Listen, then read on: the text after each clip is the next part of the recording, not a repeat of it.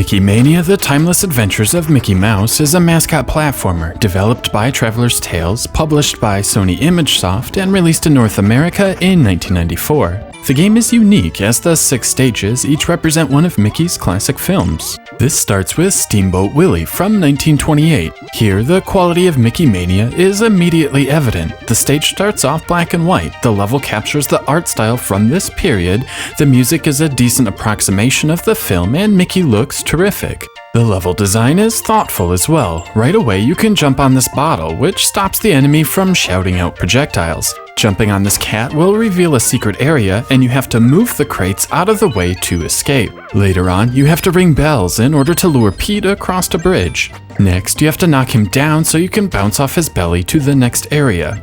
It is not groundbreaking, but I love how Mickey Mania isn't a simple left-to-right affair. There are small objectives to complete before moving forward. 1933's The Mad Doctor is next. Here, one of the few weak points of Mickey Mania reveals itself. The game has some exceptionally poor enemy placement at times. It is not enough that you have to take down these skeletons, but you have to then dodge their bones after defeat. It's obnoxious, and you'll definitely take some cheap hits due to no fault of your own. On the flip side, The Mad Doctor offers a ton of variety. After making your way through the lab, there is a small rail cart style level where you have to duck and jump your way through the stage while jumping on new carts. There is even a section where you have to fill a beaker with 3 different chemicals and then push it on a burner. Really cool stuff. After defeating the Mad Doctor and rescuing Pluto, we're off to 1937's Moose Hunters. Again, Mickey Mania throws plenty of variety at you. Pluto will alert you to an incoming moose, which you have to skillfully jump over while avoiding boulders and falling branches. Next, you are on a pseudo 3D style level where you have to grab apples to keep your speed up while avoiding obstacles. After successfully escaping the moose, we find Mickey in Lonesome Ghost from 1937. The difficulty really ramps up on this stage, requiring you to react quickly to appearing ghosts, as well as platforms that are constantly changing.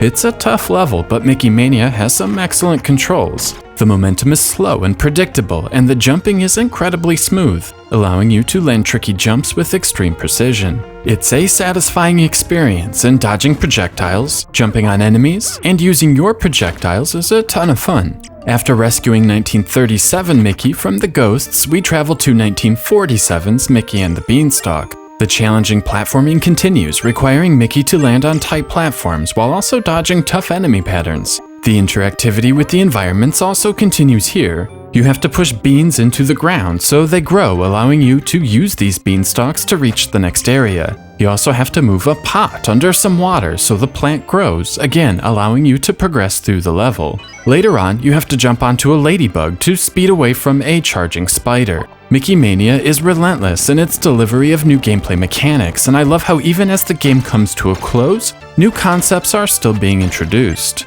This brings us to 1990's The Prince and the Pauper.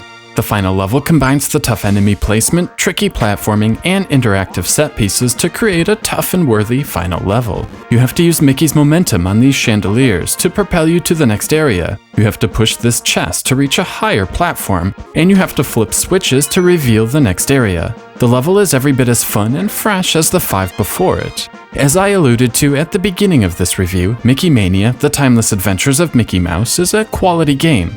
Not only are the levels and controls solid, the graphics are excellent. The high contrast visuals look terrific, and while the color count might be low for a SNES game, there's actually plenty of parallax scrolling using the Mode 0 and Mode 1 modes not often utilized by Super Nintendo titles. Mickey looks excellent, and it's fun to look back at Castle of Illusion from 1990 and see how far developers had evolved in just 4 years. Mickey is as well animated as all of the top platformers from the era, and it still holds up exceptionally well today.